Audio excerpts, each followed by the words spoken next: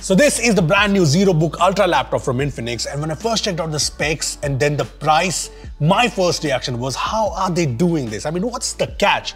This seems impossible. I'm not even kidding. Let me show you the specs of the Zero Book Ultra, after which I'll tell you the pricing, which, trust me, will surprise you. So the Zero Book Ultra comes with a 12 Gen Core i9 CPU, and it's a powerful H series CPU with 14 cores and 20 threads and a max clock speed of 5 GHz. Now this is one of the most powerful Intel CPUs out there, but wait, there's more. Check out the RAM and the storage specs of the Zero Book Ultra. Look, the Zero Book Ultra has fast 16GB LPDDR5 RAM along with a fast Gen4 SSD, which is pretty fast as you can see in this benchmark, so there's practically no cutdowns. I mean, Core i9 plus LPDDR5 RAM plus Gen4 SSD, you can't expect the pricing to be around 1 lakh or even higher. But this laptop costs, and this deserves a drum roll, 79,999. Yes, 80K for this laptop is just mind-boggling. Now, just to make it clear, 80K is the special launch price, but it's still insane. I mean, I decided to compare the specs of the Zero Book Ultra versus other laptops in the whole 80K, 90K price segment, and there's no other laptop that can match its performance. Every other laptop in this price segment either has an H series Core i5 CPU or a U series Core i7 or an H series Core i7 CPU at best, and Core i9 obviously beats them all. In fact, here is a benchmark comparison of the Core i9 12900H versus other popular Intel chipsets that are present in the same price range, and you can see that the Core i9 is just ahead, it's just more powerful. Now the big question is, what is the catch? Are there any compromises to get this performance at this price? So my first doubt was obviously around the performance. Look, I say that because the Core i9 can be intense, cooling is important. Now the laptop is obviously super fast when it comes to day-to-day performance, Chrome tabs, multitasking, it's just smooth. And we even tried some photo editing on Photoshop, some video editing on Premiere Pro, and it's all just really good. Now the interesting thing is the performance here is just really good. The laptop does get warm when running intensive benchmarks, but the cooling system here seems pretty effective. The laptop has dual fans and heat pipes, and they seem to do the job well.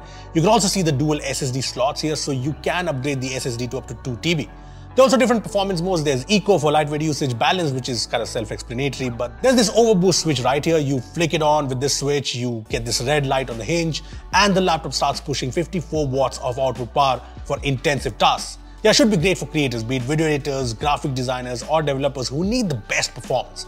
As for software, the laptop has Windows 11 Home, and there is no bloatware here, which is really good. So the performance is not a cut down after what I can tell after a couple of days of usage, but what about the rest of the laptop? So the design is definitely not a cut down. It has this pattern on the back with the Zero logo that actually lights up like the good old MacBook days.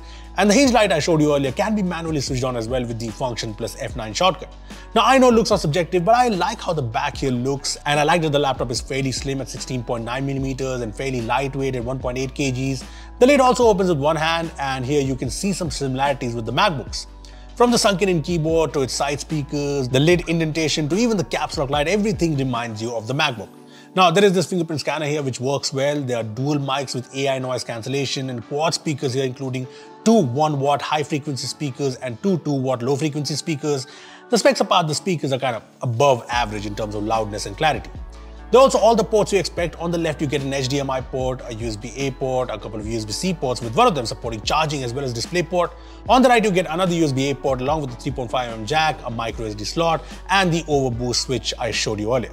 Now, you must have noticed the power in port, right? So Zero Book does come with a proprietary charger, a 96-watt hypercharger which supports fast charging, but you can also charge this via USB-C, which is good.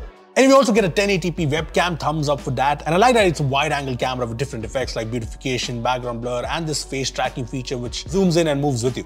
Now the display is one area where you can say that it's not the best versus the competition. I mean, you do get 2K displays and even OLED displays in this price range with lower performance, so an IPS display with the FHD resolution isn't the most exciting, but is this a huge compromise? Not very sure, especially because it's a nice panel. This has 100% sRGB coverage, so colors are accurate and good, perfect for creators. It has 400 nits of brightness, which again is good, so it won't be a problem for most people. Just let me know in the comments if this is a big deal for you. Apart from this, the keyboard and trackpad combo is good. The keyboard is smooth and tactile to use with nice balanced travel, and it is a backlit keyboard if you're wondering. The trackpad is also smooth and it's a bit too sensitive at times, but the glass surface is nice to use and the size is good too. Now, the battery is something I'm still testing, but to give you an idea, I'd say over 7 hours in eco mode and around 6 hours in balanced mode.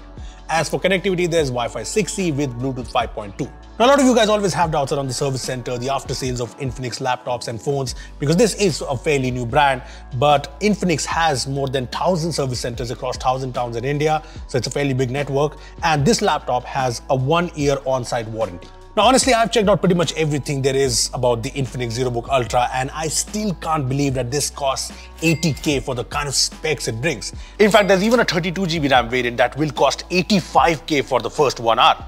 Yeah, the pricing is insane and the performance is definitely the big highlight. And as for the catch, I was actually expecting big compromises to get these specs, but I honestly did not find any major cost cutting.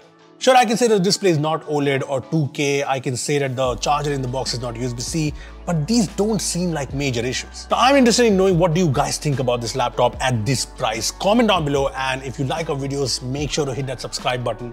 Do it. Thanks for watching.